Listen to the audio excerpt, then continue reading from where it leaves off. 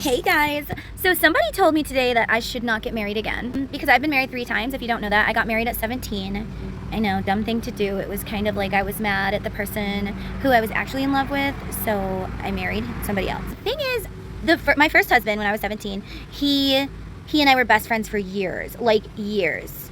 And even though I wasn't in love with him, I was just kind of like, I give up. I'm no longer going to do this. You know, I just want my happy ever after. I want to get married. I want to have kids. Disney taught me that when you get married, you're gonna live happily ever after, right, Mom? I never saw divorce. My grandparents together till the day they died. My other grandparents together till the day they died. My parents together still to this day, even through the good and the bad times. So I never experienced seeing a divorce. I didn't really have a lot of friends.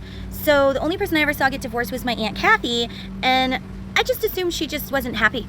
It's not like that. So the thing is, like, I knew him for a very long time, like I said, for years. I met him, I think I was 13, 14, somewhere in there. And he always had a thing for me, but I really didn't have this huge thing for him. Plus, I was in love with somebody else. So there was that. I knew him. And when we got married, once we got to Virginia, we moved from Wisconsin to Virginia because he was in the Navy. So I had to go be a little wife in the Navy, and I was going to live happily ever after and whatever. Didn't work out that way. As soon as we got to Virginia, I was to learn my place. Because the fact that I was 17 made him also my guardian, and he told me he's my daddy now, and I'm supposed to do whatever he says. He would drug me with like roofies and things and let his friends do things to me because I was basically just his property. I basically married myself into sex trafficking without even understanding that I had. So right away, my self-esteem was just out the window. You know, I was like told I was ugly. I was fat. I was abused. I remember the first time. That is so weird. My phone is just like zooming in. It's just doing whatever it wants to do today. Like for some weird reason, my phone turned on itself and like zoomed in on Google Maps to Iraq. Somewhere in Iraq. I was like, what? That's so weird. I don't know why it zoomed in. I guess it looks better, maybe? Whatever. But so I didn't know him at all, and I thought I did, but once we were married, boom, everything turned. You get to see who they really are once you're stuck. I'm really not loving the zooming in. Like, why is it doing this? I did not do this. My stuff lately has a mind of its own. Since like the lunar eclipse, literally, my phone, I was sitting there watching a scary movie with my kids, and my phone totally just starts playing music out of nowhere. It just starts turning the TV up and down out of nowhere. It has a mind of its own. And so does my TV apparently, because I'm sleeping and I wake up and some of my favorite readers are just on my TV talking to me, like while I sleep. It was very strange because I can't sleep with the TV on, so I literally turn it off. I don't fall asleep with it on because I just can't. I have a very, very, very, very hard time sleeping sometimes, and I just can't. So it's really strange. Does anyone else have all these weird things happening to you? I love when you guys comment, by the way, and thank you guys for all of my new subscribers. I feel totally blessed, so happy. You guys are amazing. Amazing. I'm so blessed to have all of you. And I'm so blessed to get to have the ability to help you. And if you're new here, please consider subscribing. Help me grow this channel by interacting, commenting, liking, sharing with your friends. You know, who doesn't need this information? My second husband, this is where we were. I have ADHD, so I kind of tend to go all over the place like some sort of ping pong. Okay, so my second husband,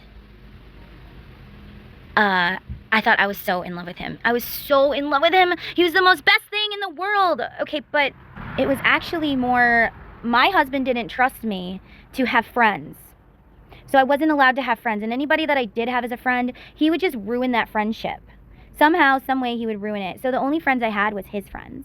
But this guy, he was in our wedding. You know, I was in love with him. Like, I fell in love with him because when my first husband would hit me or, you know, be really mean to me in front of him, he would like step in and I'm like, oh, a knight in shining armor. And I just kind of fell in love with that.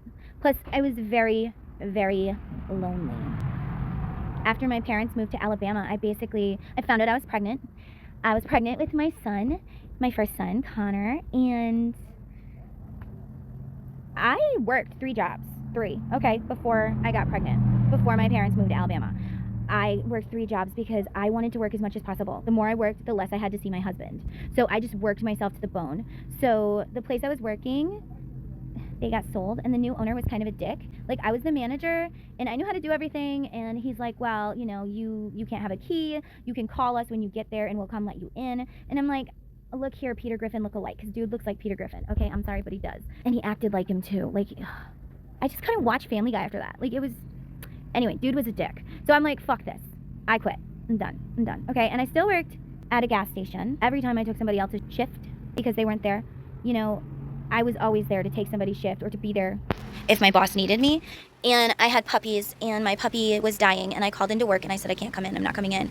And she's like, you have to be here, blah, blah, blah, blah, blah. She was not understanding at all, so I quit that job that day. I worked at a kennel, and we were walking the dogs because that's what we did. And because I was pregnant, Adam, my boss, he had me doing the small dogs because we had all these dogs. And this new dog that we had, this pit bull, I just see him dragging one of the other walkers like across the yard, and it was crazy. I picked up my little tiny poodle and I turned my body as the dog bit my jacket. Had my boss not grabbed that dog by its neck because he was running after it, like had I not turned my body, I probably would have hurt myself. And I feared for my baby after that, so because it took me so long to get pregnant. My baby was so special to me. I loved him, and you know, he was amazing.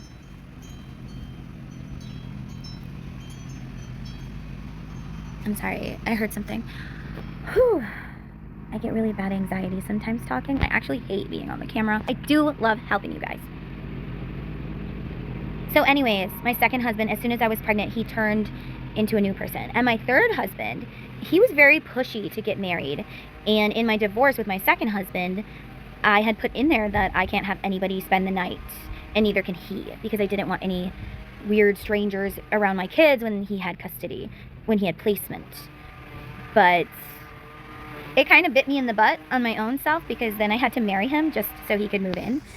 But he was so great, you know, but he was a recovering alcoholic. And as soon as we were married, I think it was like July 4th, he started drinking and just became this whole new person. And because I had set these rules in the divorce that he could not drink around the children, at the time I didn't realize that the rules were for both of us, not just from me to him. Like, you would think you would know that, but I didn't. So he starts drinking, I started going to my mom's, which is really, really good because the dude ended up being crazy. I learned that the hard way. But it actually, I think, saved me because I had no choice. I had to take my kids to my parents and get away from him when he was drinking, because that was the law. That was the rules that I set in place, and God put those there for a great reason. Like, he knew I was going to need it, because I was about to go with this stroll through this man who was so addicted to alcohol that he would drink from the minute he woke up until the minute he went to bed. And every minute in between, and he would barely eat. And he drank so much that he gave himself diabetes. He ruined his own pancreas. And when he was drinking, I would have to force him to take his medicine, which I get it. Nobody wants to take shots. I get it. Like, I do not want to ever have diabetes. He didn't know when enough was enough. But because of him, that's why I learned so much about addiction, because I was like, well, I'll just learn so much about addiction and I will cure him myself. He doesn't want to go to the doctors, then I'm going to do it myself. And it didn't work. Nothing I did worked. I got him sober, I think like 3 or 4, maybe even 5 times. 5 times. Only for him to turn around and drink again. And I was just fed up. And I'm like, I'm done. And then he wouldn't leave. So I had to force him by having the utility shut off. It had to happen. Anyways, the whole point of this is that's how I learned about addiction. I have a degree in psychology. You guys are asking me about myself. So I have a degree in psychology. It took me 6 years to get that bachelor's degree, because not only was I in an abusive relationship, but I was having babies after babies after babies, because my husband liked me to be pregnant and in the kitchen or whatever. Plus, I liked being pregnant. I love being a mom. That is my favorite thing in the whole world. The best thing I ever did with my life is being a mom. And even though I had to go through hell to get those babies, I would do it all again, just because I love my kids. Somebody asked me the other day, she said, how do you find strength? And it's taken me a few days because I really had to think about that. Like, for one, my kids. My biggest strength was my kids were getting hurt and I needed to protect them. I went into mama bear mode. You want to know how I found strength? God gave me strength. Do you guys ever just sit outside and be like, God, I'm grateful to be here. I'm grateful to hear these beautiful birds. Thank you, Lord, for these trees and this air and all of that. Doing that, when you really look at things, it gives you strength. Like, why do you even want to live? When he was choking me, my feet were off the ground, okay? And I was so shocked. I was in shock. I was in so much shock that, I'm sorry, this is really hard to talk about. I was in shock when he grabbed me by the throat and put me up against the wall. Like, he'd hit me before, but he'd never tried to kill me. Never. It just gets worse. Don't just stay and say, well, this time he hasn't done this, he hasn't done that. Well, at least he doesn't do this. At least he cheats on me, but at least he doesn't hit me. He hits me, but at least he doesn't kill me. Blah, blah, blah, blah, blah. Don't do that. Don't do it. I know it's easy to do. It's easy to give yourself excuses why you have to stay in this situation. Why, even though they're hurting you, you have to stay. Do you see how I kind of brought myself somewhere else?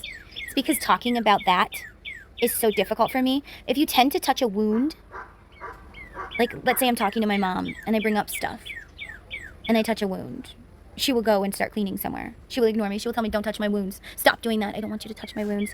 And it hurts to touch your wounds, but you do have to. So I'm going to touch one with you. I might cry, but that's okay because this is how healing is. Take a deep breath. Really feel those lungs.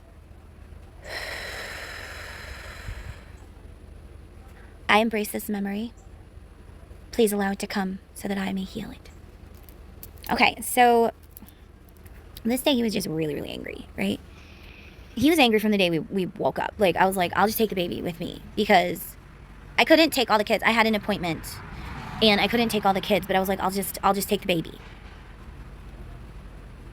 Jasper, I think, was 1. He was just 1, so I took him with me, and I left the other kids home. And he was very angry because we had been fighting. He wanted to eat spaghetti again, and I didn't want any spaghetti. I was tired of spaghetti, and, you know, so I was just like, whatever, just get the spaghetti stuff. And he didn't, and he's like, you were supposed to get the spaghetti stuff. Why didn't you get the spaghetti stuff? I was like, I told you, if you want to make spaghetti, get the spaghetti stuff. I have a midterm. I was in college, and I had a midterm where you have to, like, be watched by, I forget who they are, but anyways, it's like somebody sits on a computer and watches you to make sure you're not cheating. So I had this midterm, and he knew this. So I stopped after my appointment. I went in and got this stuff for spaghetti. I got him a special little treat, you know, so he would be happy. I had cleaned the entire house. The entire house. The day before, because I knew he would be mad if it wasn't cleaned. When you have 4 kids, at the time I had 4, one was a baby, you know, your house gets messy sometimes. It just does. Even if it wasn't that messy, he would still get mad. Like, it was never good enough. Like, oh, you cleaned the whole house, you mopped, you did this, you did that, and then why didn't you clean the shed out? Or why didn't you mow the lawn? Like, why do I have to do everything? Why is it my job to do everything? And he got mad. I brought home the stuff for spaghetti, expecting him to be happy, and he wasn't. He was not happy at all. I get home from the store, I brought all the stuff for the spaghetti, and he was still not happy. He was also not happy because I bought stickers for the kids' tablets that we got them for Christmas, because they needed, you know, they were mixing them up. They all looked the same, so I bought stickers, and they weren't even that expensive, but I got in trouble because I bought stickers, and he was really mad at me because I bought stickers. Yeah, stickers.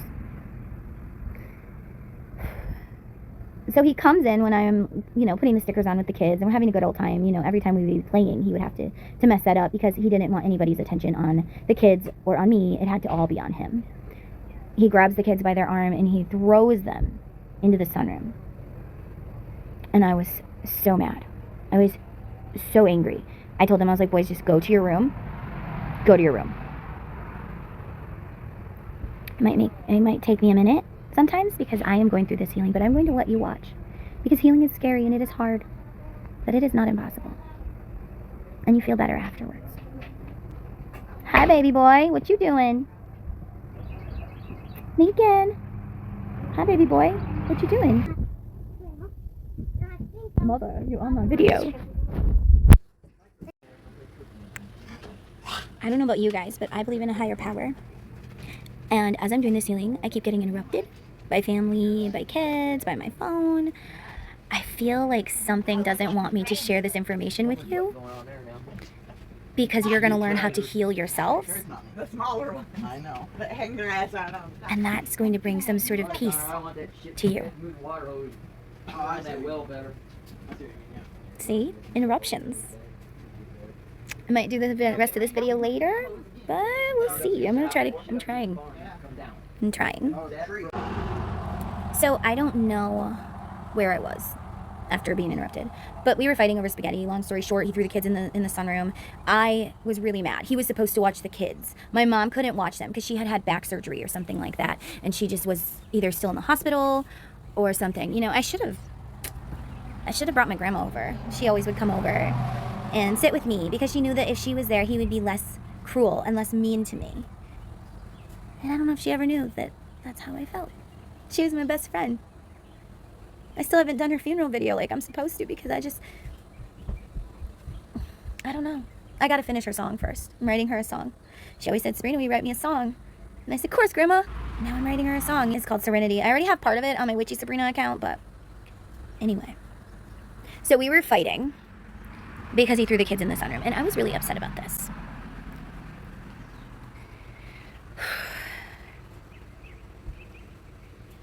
I have to think. I came in and I yelled at him. I said, why did you do that? You know, I threatened him. I said, you touch my kids like that again, I'm calling the cops. Like, don't you ever. You know, and so he's really mad about that. And I was like, you need to watch the kids. I have to take my exam. I have to study so I can take my exam at whatever time it was I was supposed to take my exam. And you know what he did? He went and turned on Straight Outta Compton. Something with a bunch of violence and all of that to watch with the kids. And I was like, you know that the kids cannot watch that. Like, I don't want my kids watching that. And we got in a big fight because he wanted to watch it and he wanted to drink and he didn't want to watch the kids. So I just studied in the dining room where I could keep an eye on him and on the kids. I didn't study very much because he was just yelling obscene things. You know, and you can't study very well like that. Like, that's why I didn't go back, because I got through college on the skin of my teeth. Like, you hear that? Something does not want people to see this message. That makes me more wanting to put it out there because there's something that doesn't want it seen. Something, someone, some power, whatever. I don't care. But anyway, so, I mean, I got good grades, but it was just so hard. I had to do like 2 classes at a time because it was just so difficult being in a narcissistic relationship, and having, you know, raising children and all of that.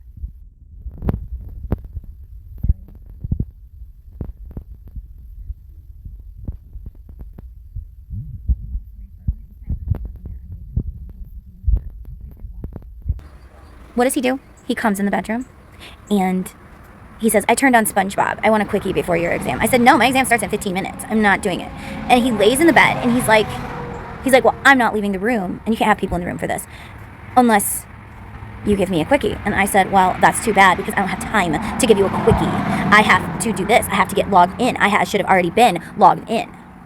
And he got all mad. He wouldn't leave the room. So I started saying mean things to him the way he would say to me, you know, like telling him that he was worthless the way he would tell me I was worthless.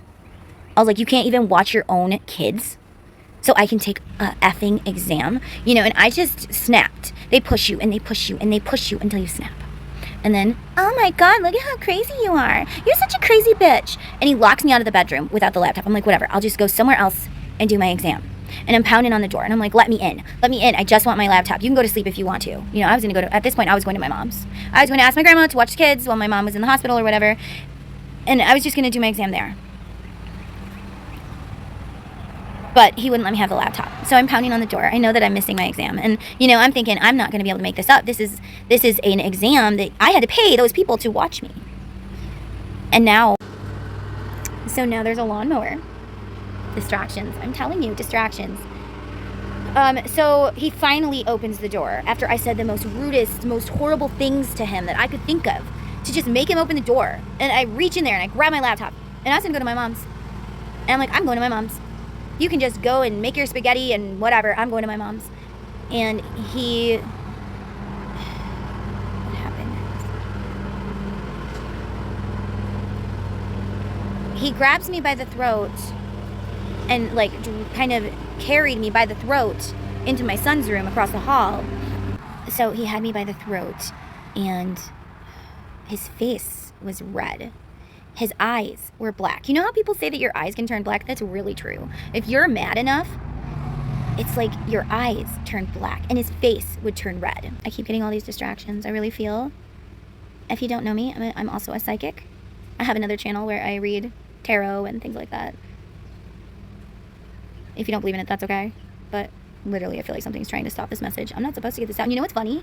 A few weeks ago, I had a dream that I was sitting on my parents' porch and I was just trying to make a video, and everybody kept bugging me and bugging me and bugging me, and things just kept interrupting me. And all of a sudden, I'm like, would you just let me make my effing video?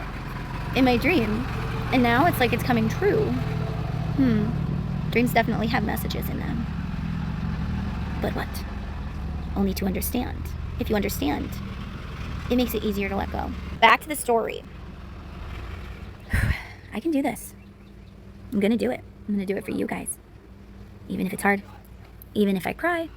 Here comes another distraction. His face was red. His eyes black. He had me by the throat. And I don't know what he was saying. He was screaming in my face and spitting on me. And literally, like, he was so mad, he was spitting in my face.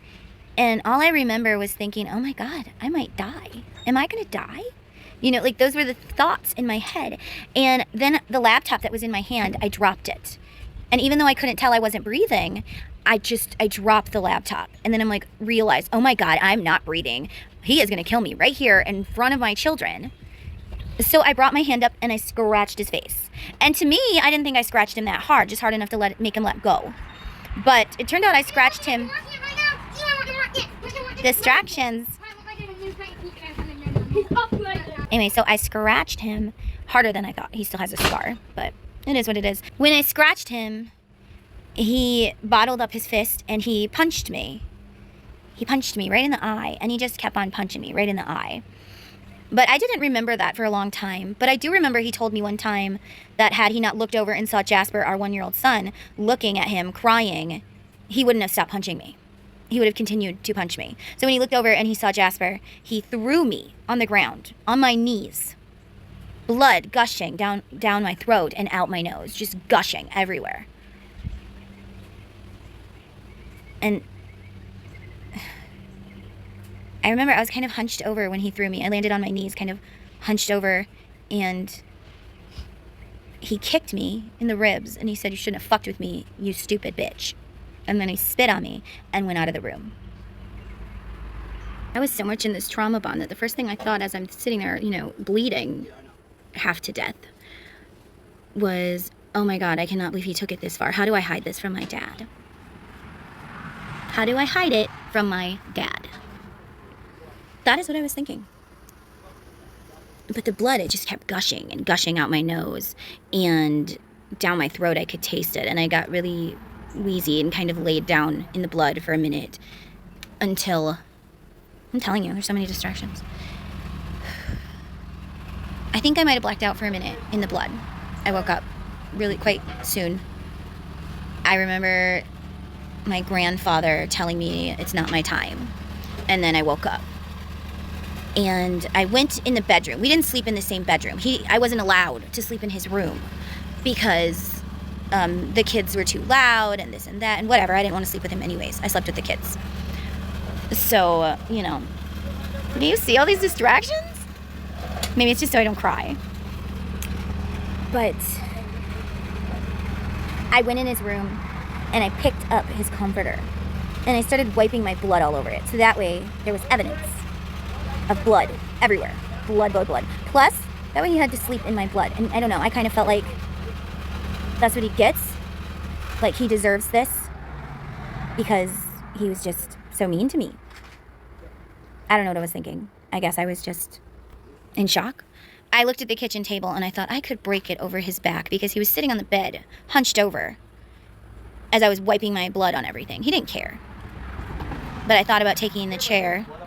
And that's weird. Did you hear that? Connor was like, do you care if I clean up this blood on the... Wait a minute, you're bleeding? You okay? You need me to give it a mooch? My kids are at the age, guys, where they know mama's kisses don't take away the owie anymore. It's sad. Connor doesn't even really like to hug anymore. He's turning into a really good man. He's going to be 18. 18 in August. It's crazy how fast it goes. I was looking at the kitchen tables and the kitchen chairs, and I was like, I could just smash it right over his back. Or I thought I could go in the safe and I could get a gun and I could shoot him. But I was like, I can't do that. I'm not going to do that. I'm not going to do that because I'm not like him. I'm not going to do that because I can't hurt somebody like that. I'm not going to do that because my children don't need that in their life. And people are like, well, if somebody would have done that to me, I would have done X. But no, the hell you wouldn't, because you don't know what you would have done in that situation, okay? You don't know what you would have done in that situation. You can think, you can prepare, but you really don't know what you'll actually do in that situation if it happens to you. Because not only, do you think that we go on the first date and we're like, oh, I'm going to punch you in the eye and break your optical bone? No. No, they don't. It's all gradually, and it happens after you're stuck, usually. Like, I'm pregnant, and now you get to see who she really is. Or, we just got married, now you get to see who she really is, or who he really is. Okay? This is not gender neutral. There are evil people all over. They come in all genders, okay? And what they really are is just unhealed. Their little inner child is unhealed, and it's lashing out. Does that mean you should stay and help them heal? No, because you know what? I told my husband, my third husband, you're an alcoholic. You need to quit drinking. You need to. Like, you're killing yourself. And my dad told him, you're an alcoholic. You need to stop drinking. You're killing yourself. You know, but he didn't want to see it. And if you don't want to see the problem, then how can you even, like, if I can't acknowledge that there's a problem, how am I supposed to ever fix it? I don't believe there's a problem, so I can't fix the problem. Back to the story. This time Connor came in. He was outside when this all happened. He was walking the puppy that just came out of the woods out of nowhere. And I think that puppy came out of nowhere because Connor was meant to be outside walking that dog when this happened, or he might have ended up dead. You know, who knows? Really. Things happen because they're meant to, and who knows why. It's good to know why. Like, there's a lot of questions that we just want to know why. Why did that happen? You think we're gonna sleep all night? I don't know. Can I do my video? See? Distractions. So Connor grabs me, and he puts his arm around me, and he basically, you know, we walked into the living room where we had this huge baby gate, and he closes it, and him and his little brothers all start moving the things that they could move. You know, even down to Jasper, the baby. He literally was putting toys. They were all putting things in front of the baby gate so that he couldn't get in the living room. They were moving furniture, and like I said, even the baby was moving toys. So then Connor picks up my phone, and he dials 911, and I'm talking to him, trying to, you know, figure out what I'm supposed to do now. And because there's no way you can hide this huge black eye from a broken optical bone. Like, you just cannot. And he picks up my phone, and he dialed 911, and he's like, I dialed 911, and I'm not kidding. You talk, or I will. 10 years old. Saved my life. He saved me. I needed a hero, and I already had one. It was him the whole time. He was my perfect, amazing, wonderful boy since, you know, I found out he was in there. When I was pregnant with him, my mom had just moved. I think I already said this, but my mom had just moved, and all I did really was sleep because, like I said, I had quit my jobs, and then all I wanted to do was sleep. So I spent months sleeping and eating and barely getting up to do anything. I wasn't checking the mail. I wasn't doing anything because all my soul wanted to do and all my body wanted to do was to rest and to grow a baby. And that's what I did. So, yeah. This is me with my beautiful black eye. This was after everything, after the cops came and they took pictures of me and pictures of my bloody hands and all the blood. That is how you heal a wound, guys. You go in there, and I've already healed this one, okay? I maybe didn't remember everything, but you start to remember this. And when I healed it the first time, I cried. And I cried, and I cried, and I felt all those emotions that I didn't feel in the moment because I was in shock. And I was like, I didn't deserve for you to treat me that way. How dare you treat me that way? I was a damn good wife and a damn good mother, and I had to play mommy to you as well. And I did that. And I didn't deserve the way that you treated me. And you know what, guys? You need to look in the mirror and you need to say, I didn't deserve the way that they treated me. I don't deserve it.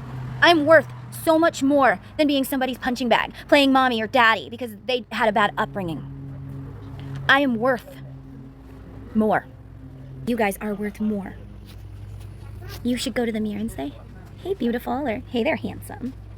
You are so gorgeous, inside and out. I know that they hurt you, but you didn't deserve it. And they wouldn't have picked someone that was weak. They picked someone who was amazing, who was strong and courageous, because we don't pick people that are weak. They picked someone Because they don't pick people who are weak. They pick people who are awesome. They're like, if I can tear down this awesome person and make them hate themselves, then oh, won't I be so powerful? Anyway, guys, if you've watched this super long video, I love you. Please subscribe, like, you know, just engage with my content. Help me grow this. Help this get to people who need to see it. That is what I'm doing these videos for. I do these for free. All I want you to do is help this get to people who need to see it. And if you could also subscribe, it's a free way to support my channel. And if you do want to send donations or whatever, my Cash App is in the comments. So, love you guys. And remember, this is a journey, not a destination. Just keep taking baby steps. Bye.